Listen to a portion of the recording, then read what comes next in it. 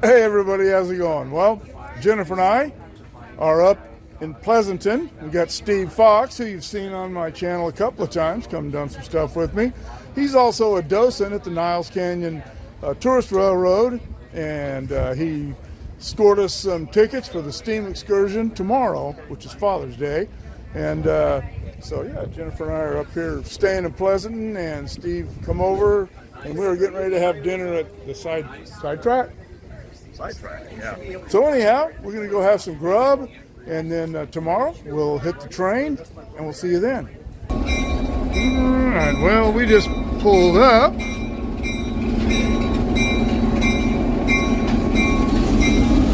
Here at Sunhole.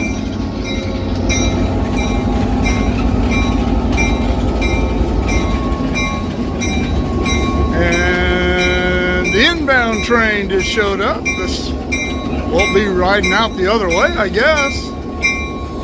We'll find out. Steve and Jennifer in there.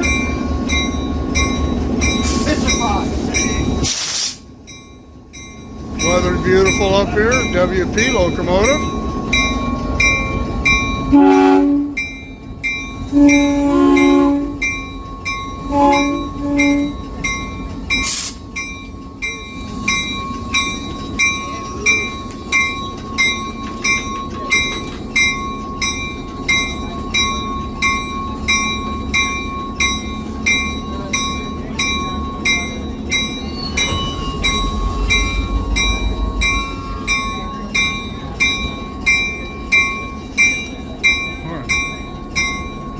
Okay, getting the stairs are all lined up where they're supposed to be, I guess. Well, they have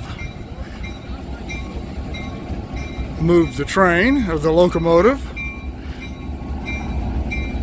up on to the east, which is back that way, the other way.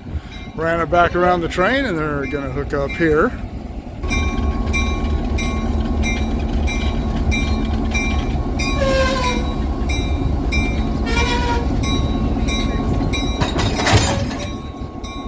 Hallelujah.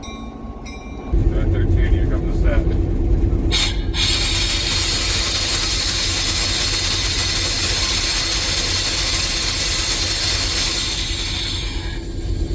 We're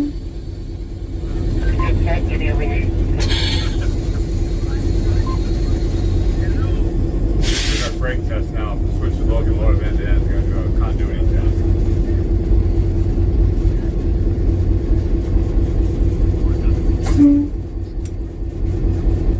I'm not, even though I worked 40 years for the railroad, I was in the signal department, never learned much about locomotives or anything. So what is the model and the vintage of this particular one? This is a 13 has good release. You have the brakes.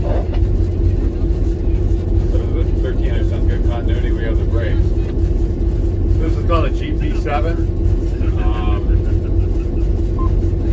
It's got 1,200 horsepower. They used to run the main line up and down Central California, Sacramento Valley. We use it for doing this for hauling trains, use it for our train of lights. This locomotive has dynamic brakes to work, so it's good all-purpose engine. Wait, what? Do you know when it was built? This was built in '53. And what is this, an Alco or a GM or GE? GE? Yeah. Okay. See, I told you I didn't know anything about trains. EMD. There you go. Locomotive division. One thing I notice about this locomotive is how small the cab is compared to modern locomotives. Well, the reason it's small is it's got dual brake stands, got brake controls on either side of the locomotive, so we have the brake. 13 conductor clear in between. So 13 conductor clear is okay if we shut down? Yes, it is. Thank you. It's got dual brake stands here, so we run the locomotive from this side or that side. I see. So that's why I take all the brake stands take up so much space. That means keep your hands out of there. But I don't know if you could hear what he was saying, but they have dual controls on this because they run the locomotive in both directions. And back down the train. All right. And this guy's probably a really, really good engineer because his name's Mark. What's that? I'm telling everybody you're probably a really good engineer because your name's Mark. Yeah, obviously. Hey, I appreciate you letting me come up here and scrounge around and talk to you a little bit. It's nice. You're going to shut this thing down for me. Okay. All right. I'm going to shut this thing down, he says. See this button right here? Whenever you're ready, go ahead and push that. M200 calling conductor 713. That's how you shut these things down. Very See, good. learn something every day. I really appreciate it. Thank you. You're welcome, Mark. Have a good day. You too, thanks. All right, we've got this motor car that runs out the other way on this line toward Pleasanton. Pleasanton is that way, that is east. And when we were coming up, these tracks go right alongside the road we were on, and Jennifer spotted that car out there, so you can take rides on it, but we're not signed up to do that today. But get a little closer to this. One of the skunk train vehicles. But yeah, this is close up. See if we get in and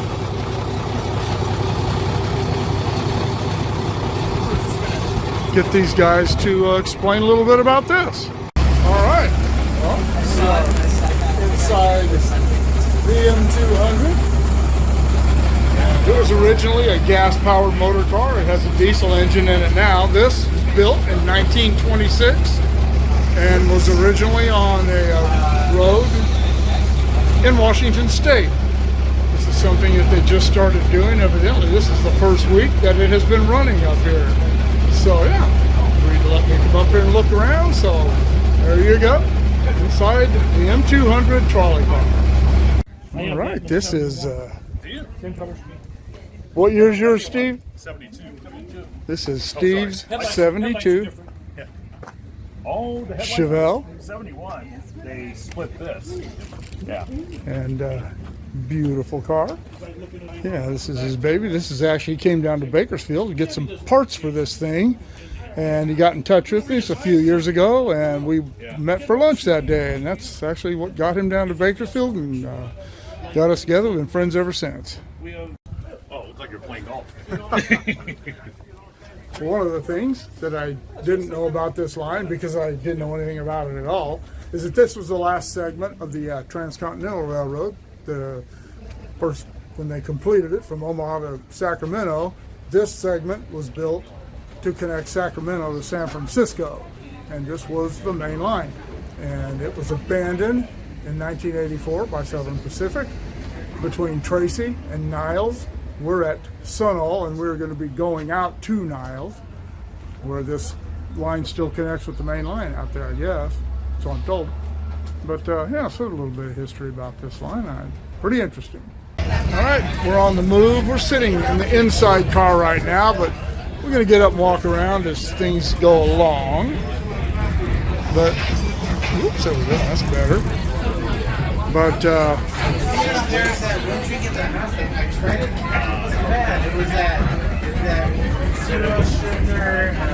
we waited till the last minute. We were going to sit in an outside car, but we waited till the last minute to board, and the train is pretty full. If you're a father, like I am, they gave you a coupon, and you got a free beer or a free root beer. Not just a free root beer. We'll just say A&W, but it's the thought that counts. So, yeah. On the move. All right, on the other side of the trees there, you can see those tracks. That's Union Pacific's main line. And used pretty regularly, it looks like. Is that the one that Caltrain uses too? Or is that just a freight line? Ace Train. But yes, Steve said that is Union Pacific and the Ace Train that use that line. There's one of the crossings there. And Steve and Sarah, who we spoke with earlier. They both help keep the signals clean and adjusted. A couple of semaphores. There are some semaphores all along here. There's some double style B down at Sunhole at the depot. These are not working signals, but they are still here, and that's really cool. On this is at obviously the very back of the train, and you can stand up here. Not very many people want to stand up, obviously, but I don't have a problem with it.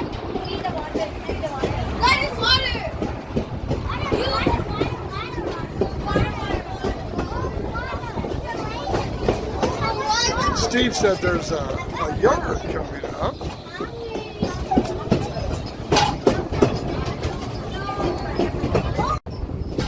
Yard limit sign, so obviously we're coming up to the yard that Stephen was talking about.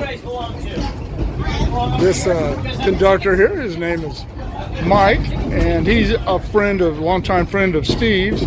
And when Steve introduced me, he said, "John," when I introduced myself, he said, "John, I know who you are. Watch your channel." I love running into subscribers. You all know that. Well, looks like the steam stored here. Looks like a tender. Just a tender, I guess. A locomotive.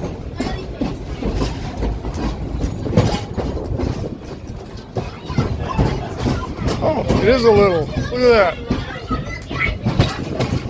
Little gas thing there to move stuff around with. Oh, here we go.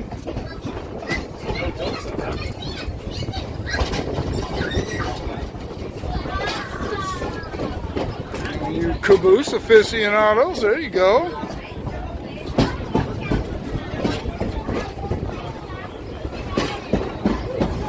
A lot of rolling stock here.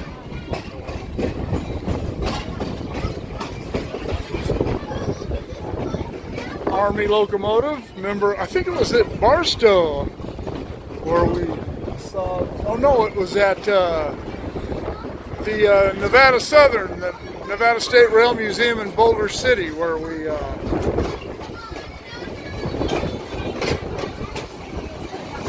where they had the military. I can't remember. I think those were Navy SP cars.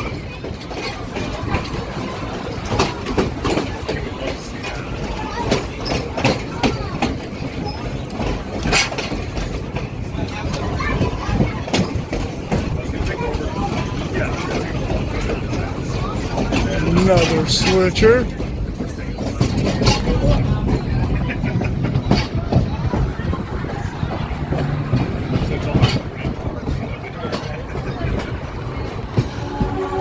Oh, here's a wigwag. Come upright wigwag even. Yeah, on this side, on the other side. And for those of you who've seen our display at Tehachapi, we have an upright wigwag. That one has no wigwag. Oh, yeah, it's way up high though. Okay. That's cool. Highway 84, Niles Canyon Road. Alongside us there, all that pole line. I saw a milepost 35 a while back. It's funny, you know, coming from where I did my career in the 200s for the most part. Yeah, they've got the mech and everything up both of those. Siding here, but yeah, this is some hoppers, ballast cars.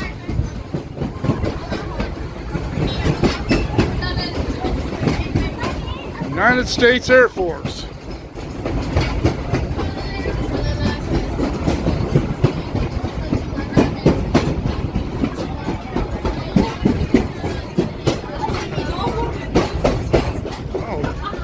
tender. Looked like an old crane set up there.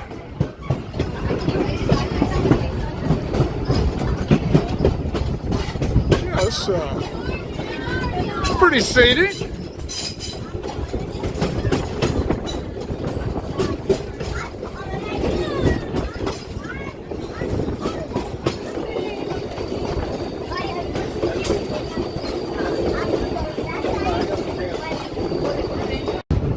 There's an old, I don't know if that's just it's an H or an H2 or an H5, I don't know, it's a searchlight. But yeah, we're gonna cross over the road here on pretty cool, look like a cool bridge.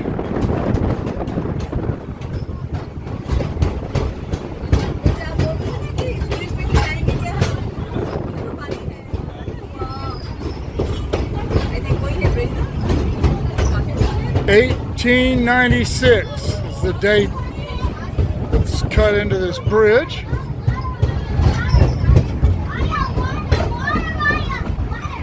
$1896. Dresser is the name of that. It's on the sign there, so I don't know if that was an original station along here. If that's the name of that siding, I just don't know. But you know one thing, I have another research project, and that's this line here, which I've never looked into at all.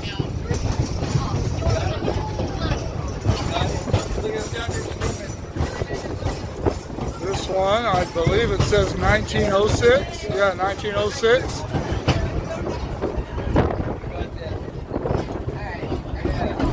Right there, 1906.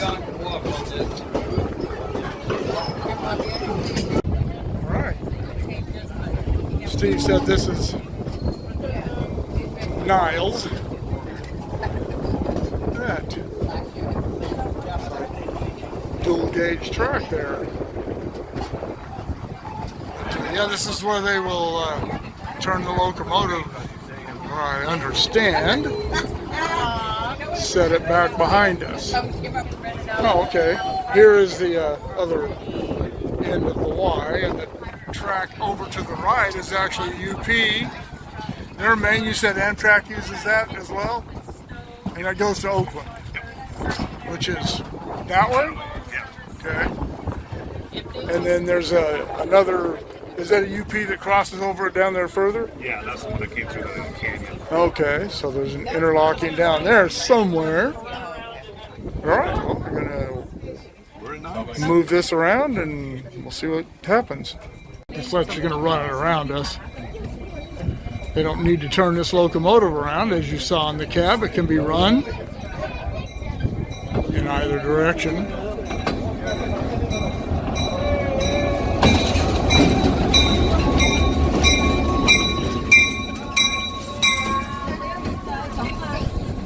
The Amtrak coming. I guess that's Amtrak. Yeah, it looks like it.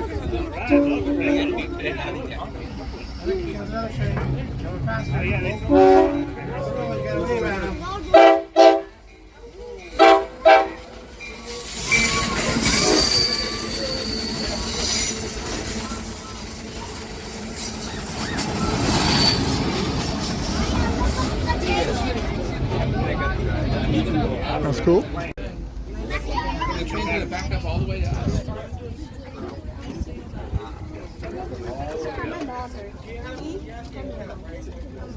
Let's see. Turn out there. There's another one there. This used to be a pretty active yard.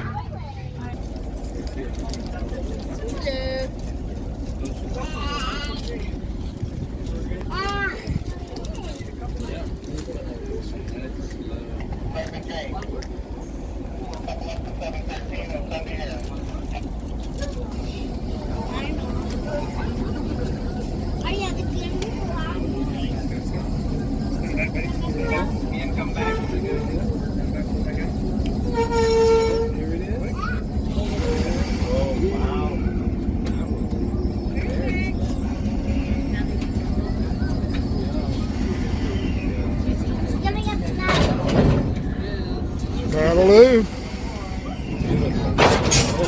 That'll do.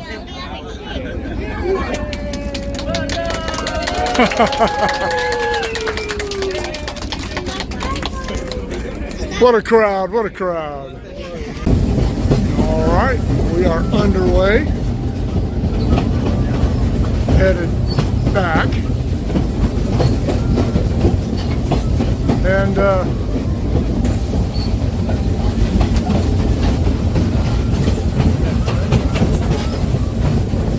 got its classification lights and flags, lights on and flags up.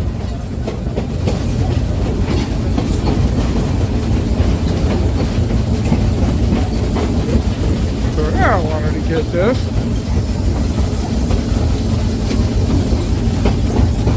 Pretty cool. All right, I'm going to go back and sit down.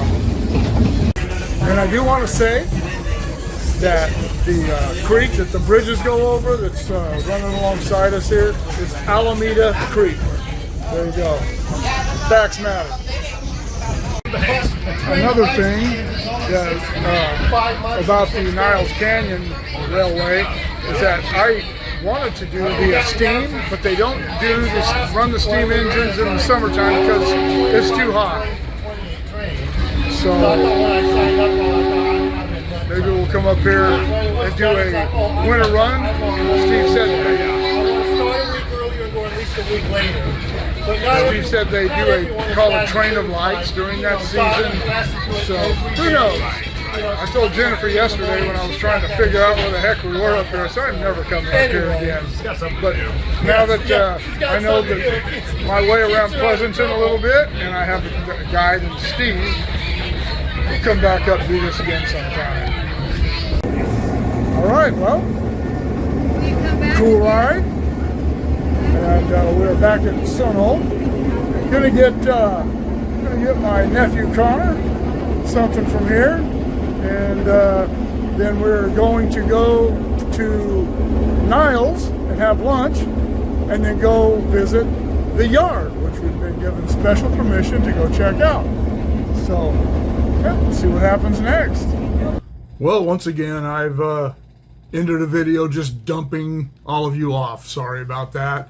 The video of the yard is going to be a standalone video. It's probably even going to be longer than this video. I thought we would just go up there and they'd say, hey, here's the yard, there's a couple of locomotives, but it got really involved, and you'll see that in the next video. So here are the URLs to my PayPal and my Patreon. If you can help the channel out that way, I'd sure appreciate it. Keep shooting me the ideas, drop in the comments below. Shoot me an email at motorpoet59@gmail.com.